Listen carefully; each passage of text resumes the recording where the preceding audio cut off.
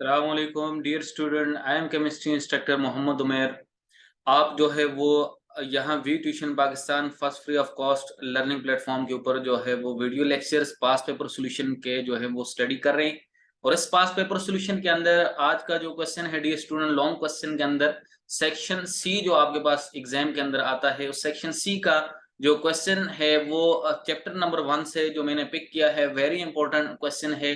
और जो है वो ये लॉन्ग क्वेश्चन है और इसको आपने किस तरह से राइट करना है और आपने जो कंसेप्ट हैं वो केमिस्ट्री के अपने एक्सपीरियंस एंड एक्सपर्ट ट्यूटर के साथ किस तरह से स्टडी करते हैं, वो आज के इस वीडियो लेक्चर के अंदर आपके साथ जो है वो कंसेप्चुअल स्टडी जो है वो इस क्वेश्चन की डिटेल के साथ होगी। तो डियर स्टूडेंट, क्वेश्चन नंबर हम जो है वो स्टडी करते हैं कि जो क्वेश्चन नंबर है वो हमारे पास जो है वो model paper solution chapter 1 periodic classification modern periodic law and blocks and periodic table के what is modern periodic law, के मॉडर्न पीरियोडिक लॉ क्या है और कौन कौन से जो ब्लॉक्स हैं पीरियोडिक टेबल के अंदर जो है वो उनको डिस्कस किया है इस क्वेश्चन के अंदर।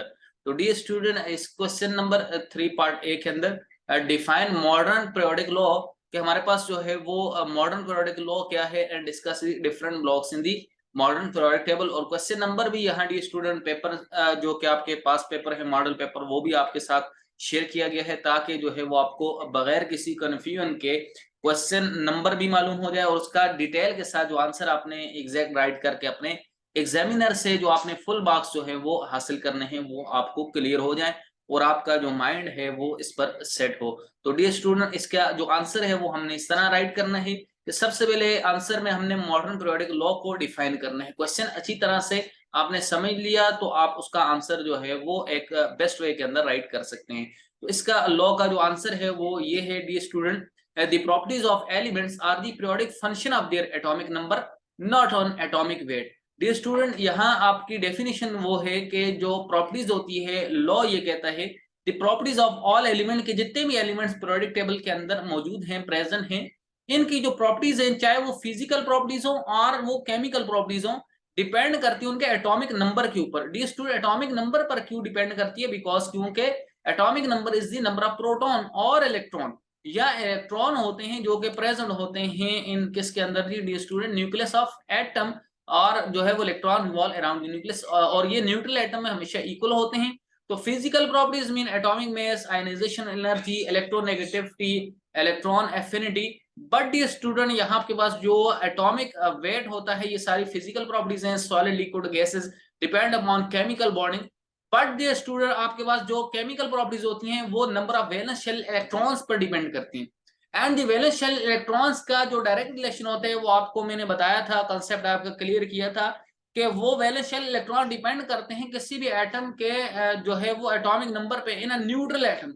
अगर न्यूट्रल एटम की बात करें तो हमेशा प्रोटॉन और इलेक्ट्रॉन आपस में इक्वल होते हैं। सो आप एटॉमिक नंबर की बेस पर ही किसी भी एटम की फिजिकल और केमिकल प्रॉपर्टीज को स्टडी कर सकते हैं और यही प्रॉपर्टीज उनके पीरियोडिक फंक्शन में रिपीट होती हैं उसके ग्रुप एंड पीरियड्स के अंदर। Because modern periodic table are classified into 8 groups and 7 period and not on atomic weight. Atomic weight पर डिपेंड नहीं करती बिकॉज क्योंकि एटॉमिक वेट तो एक प्रॉपर्टी है और हमें एक से ज्यादा प्रॉपर्टीज जो है वो स्टडी करनी है।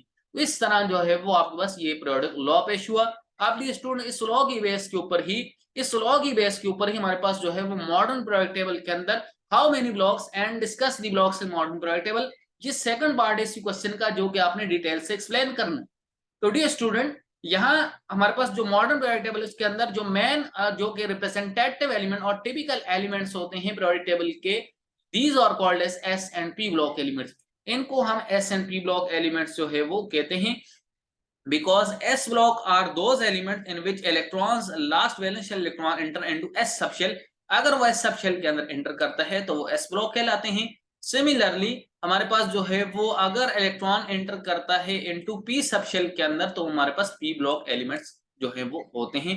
और therefore dear student, group 1a and 2a are called s block element while from group 3a to 8a are called as p block element। इनको p block elements कहते हैं मॉडर्न पीरियोडिक टेबल के अंदर।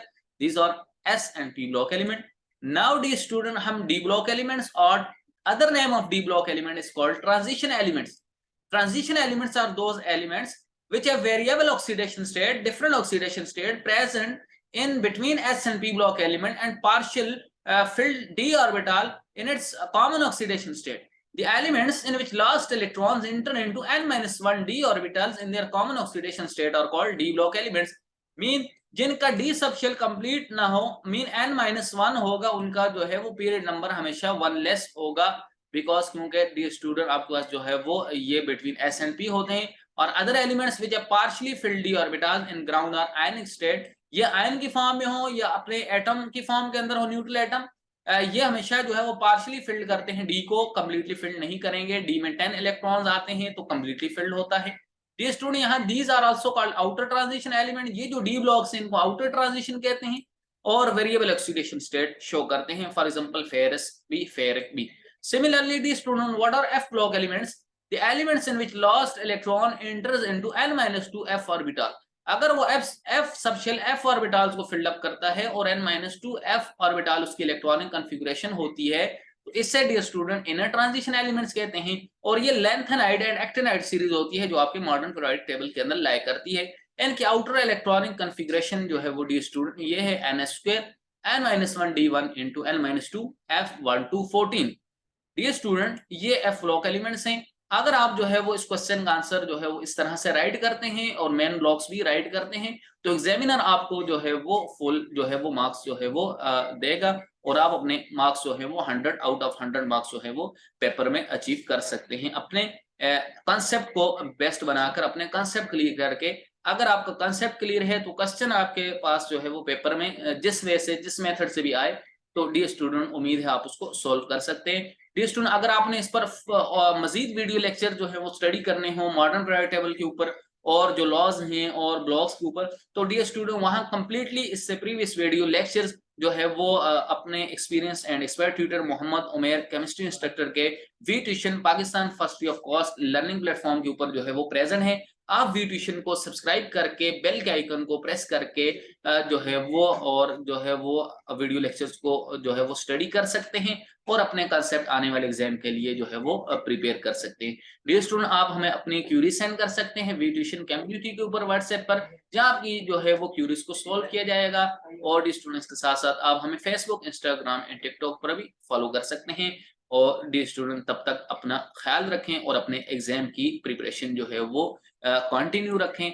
Dear student thanks for watching.